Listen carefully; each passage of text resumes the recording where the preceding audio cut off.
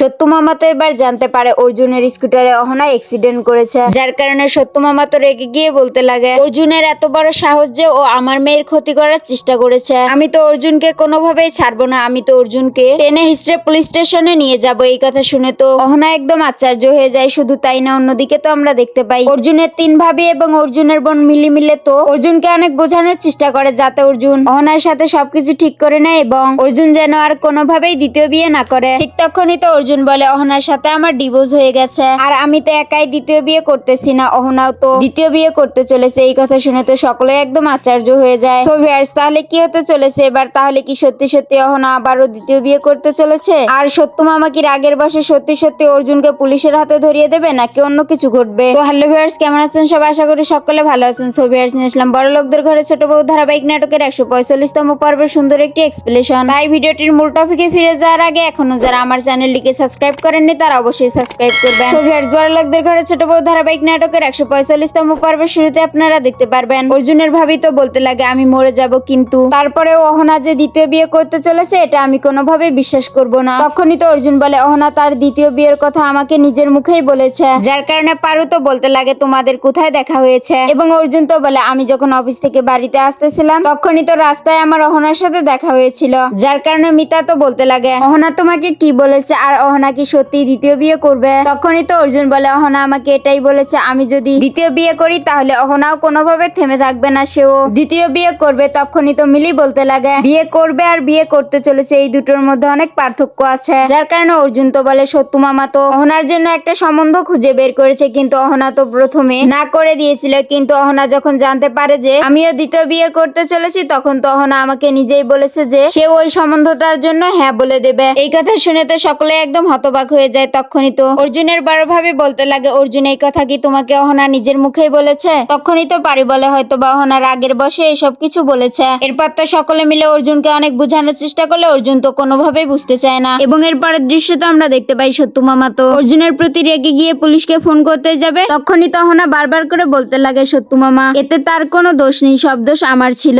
আমি তো road cross করার সময় অসাবধান ছিলাম, আপনি এই ব্যাপারে আর কাউকে কিছু বলবেন না। যার কারণে সত্যু মামা তো অহনাকে বলে তুমি বললে জন্য আমি আর এই ঝামেলাটাকে এগিয়ে নিয়ে গেলাম না, এখানে শেষ করে দিলাম। কিন্তু যে মানুষটার সাথে তোমার কোনো সম্পর্ক নেই দুদিন পরে যে বিয়ে করতে চলেছে তার জন্য তুমি এত উদারতা দেখাচ্ছ কেন? এই জন্য তো আমি বলতেছি তুমিও একটা ভালো ছেলে দেখে বিয়ে করে নাও। যার কারণে অহনা তো বলতে লাগে সত্যু মামা পৃথিবীর সব মানুষই বদলাতে পারে না, এমন নয় যে আমি এই বিষয়ে ভাবিনি, কিন্তু আমার এটা ভেবে খারাপ লাগে যে আমি অন্য কারো ঘরের বউ হয়ে যাব আর আমি অন্য একজনকে স্বামী হিসাবে মেনে নেব। তখনই তো সত্যু মামা বলতে লাগে তার মানে তুমি এখনো অর্জুনকে ভালোবাসো, তুমি তো আমাকে এই বিষয়ে কখনো কিছু বলনি। যার কারণে অহনা তো বলতে লাগে সত্যু মামা এই বিষয়ে কথা বলার আমি কখনো সময়ে পাইনি। তখনই তো সত্যু মামা বলতে লাগে কিন্তু অর্জুন তো কখনোই তোমাকে ভালোবাসেনি। যার কারণে অহনা তো বলে হয়তো বা আমারই ভুল ছিল, এই জন্যই আমাকে ভালোবাসতে পারেনি। তখনই তো সত্যু মামা বলতে লাগে তুমি আমাকে এটা বলে যে কখনো যদি তোমরা দুজন আবারও একসাথে থাকার সুযোগ পাও তাহলে কি অহনা তুমি তোমার ভুলগুলো শুধরানোর চেষ্টা করবে? তখনই তো অহনা বলে হ্যাঁ করবো। এবং এরপরের দৃশ্য তো আমরা দেখতে পাই অহনা তো বলে আমি অর্জুনকে অনেক ভালোবাসি, কিন্তু কখনোই আমি তাকে এটা বুঝাতে পারিনি, আমি তো তাকে ঠিক মতো সময় দেইনি আর আমি তার ইচ্ছাগুলোও পূরণ করতে পারিনি, আমার তো এসব কিছুই ভুল ছিল। যার কারণে সত্যু মামা তো বলতে লাগে এখন আর এসব কথা বাড়ানোর প্রয়োজন নেই, যা হওয়ার তা হয়ে গেছে। আর অর্জুন তো তোমাকে নিজের মুখেই বলেছে যে তুমি তার যোগ্য নও। যার কারণে অহনা তো বলে হ্যাঁ বলেছে, কিন্তু হয়তোবা এই জন্যই বলেছে যে আমি তার কখনোই খেয়াল রাখিনি। অর্জুন আমার কাছ থেকে অনেক কিছু চেয়েছিল কিন্তু আমি তার কোনো কথাই শুনিনি। তখনই তো সত্যু মামা বলে তোমার কি মনে হয় তুমি যদি আর একটু অ্যাডজাস্ট করে নিতে তাহলে কি একসাথে থাকতে পারতে? যার কারণে অহনা তো বলে হ্যাঁ হয়তোবা পারতাম, আর এখন এসব কিছু বলে কোনো লাভ নেই, কারণ আমাদের দুজনের মধ্যে যে সম্পর্কটা ছিল সেটা একদম শেষ হয়ে গেছে। যার কারণে সত্যু মামা তো বলে তুমি একদম ঠিক কথাই বলেছ। এবং এরপর তো সত্যু মামা বলতে লাগে আর 2 দিন পরে অর্জুনের বিয়ে, এই জন্য তো দুর্গা অর্জুনের বিয়ের জন্য শপিং করতে গেছে। এই কথা শুনে অহনা তো একদম ভেঙে পড়ে এবং অহনার চোখ দিয়ে তো জল পড়তে লাগে। এবং সত্যু মামা তো বলে অহনা যখন অর্জুনের বিয়ে এই বাড়িতেই হচ্ছে তাহলে বিয়ের সমস্ত আয়োজন তোমাকেই করতে হবে আর সমস্ত খাবার তো তোমাকে নিজের হাতেই বানাতে হবে, তুমি কি পারবে এসব কিছু একাই করতে? তখনই তো অহনা তার চোখের জল মুছে ফেলে এবং সত্যু মামাকে গিয়ে কথা দেয় হ্যাঁ মামা আমি পারবো, আপনি কোনো চিন্তা করবেন না। যার কারণে সত্যু মামা তো বলতে লাগে দুর্গা তোমাকে আরেকটা রিকোয়েস্ট করতে বলেছে। তখনই তো অহনা বলে কি রিকোয়েস্ট? যার কারণে সত্যু মামা তো বলতে লাগে বিয়ের অনুষ্ঠানের জন্য দুর্গা তোমার জন্য কিছু শাড়ি এবং গয়না পাঠিয়ে দিয়েছে, তোমাকে এসব বিয়ের অনুষ্ঠানের জন্য পাঠিয়ে দিয়েছে, তুমি যেহেতু এই বাড়িতেই আছো। এই কথা শুনে তো অহনা অনেক কষ্ট পায় এবং হতবাক হয়ে যায়। সো ভিউয়ার্স, তাহলে কি এবার অর্জুনের দ্বিতীয় বিয়ে অহনা নিজের চোখে দেখে সহ্য করতে পারবে,